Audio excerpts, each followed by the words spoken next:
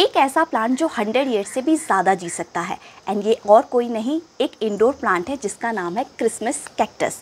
बहुत easy to grow plant है, winters में इसमें फूल आते हैं। एंड आज की इस वीडियो में मैं इसी प्लांट के बारे में बात कर रही हूँ कि किस तरह से आपने इसकी केयर करनी है, किस तरह से आप इसे ग्रो कर सकते हैं एंड कहाँ से आप इसे खरीद सकते हैं। Hi everyone, welcome back to my channel and I hope you all are doing great and loving whatever you guys are doing. So आज के इस वीडियो में हम बात करने वाले हैं क्रिसमस कैक्टस के बारे में, जिसकी रिसेंटली मैंने थोड़ी बहुत कटिंग्स भी ग्रो करी हैं। ये प्लांट मुझे लास्ट ईयर मेरी टीचर ने गिफ्ट किया था एंड अभी ये बहुत अच्छी कंडीशन में था, तो मैंने एक और कटिंग भी इसकी ग्रो कर ली है। क्रिसमस कैक्टस के बारे में अगर मैं बात करूँ तो ये प्लांट बहुत ही लो मेंटेनेंस प्लांट है। विंटर्स एंड ठंड जहाँ पर ज़्यादा होती हैं वहाँ पर ये ग्रो करता है।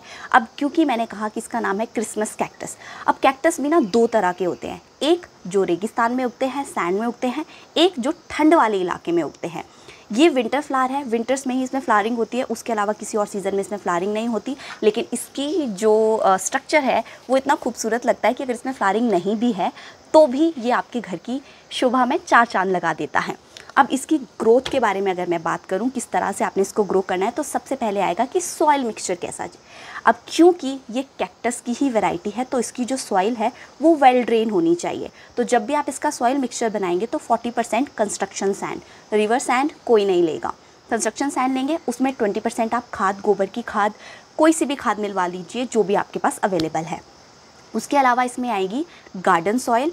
एंड जब भी आप इसमें होल करेंगे तो होल के ऊपर एक पत्थर रख लीजिए या दिए होते हैं ना जो पुराने, उसको रख दीजिए ताकि जो पानी है वो मिट्टी में खड़ा ना रह जाए और ये इसकी जो रूट्स हैं उसमें रूट रॉट ना हो जाए और रूट्स गल ना जाए। तो कैसे ग्रो करना है, आप इसको कटिंग से ग्रो कर सकते हैं। आई डोंट नो इसके सीड्स मिलते हैं, बट सीड्स से मुझे ऐसा लगता है कि बहुत ज़्यादा टाइम लग जाएगा ग्रो करने में। तो आपको बस इसकी कटिंग लेनी है एंड इस तरह से किसी भी पॉट में इसको आप लगा दीजिए। आपने एक चीज़ ध्यान रखनी है कि जब भी आप कोई भी प्लांट ग्रो करते हैं ना, तो जितना आपका प्लांट होता है उससे 2 गुना बड़ा आपने उसके लिए पॉट लेना है। अगर ये रूल आप याद रख लेंगे ना तो आपका कोई भी प्लांट मरेगा नहीं और बहुत अच्छी ग्रोथ करेगा। अब देखिए, ये प्लांट इतना सा है, अगर मैं इसमें बहुत बड़ा सा पॉट ले लूँ कि कल को तो इस प्लांट ने बड़ा ही होना है, तो ये क्या करेगा, ये सिर्फ और सिर्फ अपने रूट्स डेवलपमेंट में ध्यान देगा। ये अपने ओवरऑल प्लांट की ग्रोथ पे ध्यान नहीं देगा, बॉडी पे बिल्कुल ध्यान नहीं देगा, सिर्फ अपने रूट सिस्टम को हेल्दी और पावरफुल बनाने पे पूरा इसका ध्यान रहेगा। तो कोशिश करिए जब भी कोई प्लांट आप ले तो उससे 2 गुना बड़ा आपने उसके लिए पॉट लेना है। उसके बाद सॉइल की बात हो गई। अब इसको खाद कौन सी पसंद है, एप्सम सॉल्ट या फिर जो हम चाय पीते हैं ना, चाय पीने के बाद जो चाय पत्ती बच जाती है उसका भी इस्तेमाल आप इसमें कर सकते हैं। उसके अलावा कोई ज़्यादा इसको खाद की ज़रूरत नहीं होती, साल में 2 बार खाद देनी है एंड इसकी थोड़ी बहुत गुड़ाई करते रहना है ताकि इसका जो वेंटिलेशन है रूट्स का वो अच्छा बना रहे। पानी इसको आपने तभी देना है जब इसकी सॉइल पूरी तरह से ड्राई हो जाए, एक्स्ट्रा पानी की ज़रूरत इसको बिल्कुल नहीं है। एंड जो जगहें ठंडी है वहाँ पर ये बहुत अच्छे से ग्रो करेगा और वहाँ पे अभी ये विंटर्स में बहुत अच्छे से ब्लूम भी करेगा। इस साल मैं भी एक्सपेक्ट कर रही हूँ कि इसमें अच्छी सी ब्लूमिंग होगी एंड बहुत खूबसूरत से फूल आएंगे। वैरायटीज़ की अगर मैं बात करूं तो 3 वैरायटीज़ मुझे पता है, पिंक, रेड एंड येलो। ये रेड है एंड बाकी बहुत सारी वेरिएटेड वैरायटीज़ भी है जिसमें 2 कलर मिक्स करे हुए हैं। तो अगर आपके वहाँ पर नर्सरी में, जिस भी एरिया में आप रहते हैं, अगर ये वहाँ पर मिलता है तो please let me know in the comment section कि वहाँ पर इसका क्या प्राइस है। मैंने नर्सरी में पूछा था शिमला में, वहाँ पर ये 380 रुपीज़ का था, 350 तक बारगेनिंग करके ये आ ही जाना था। बट क्योंकि मुझे ये गिफ्ट में मिला था तो मुझे ये बिल्कुल फ्री मिला था।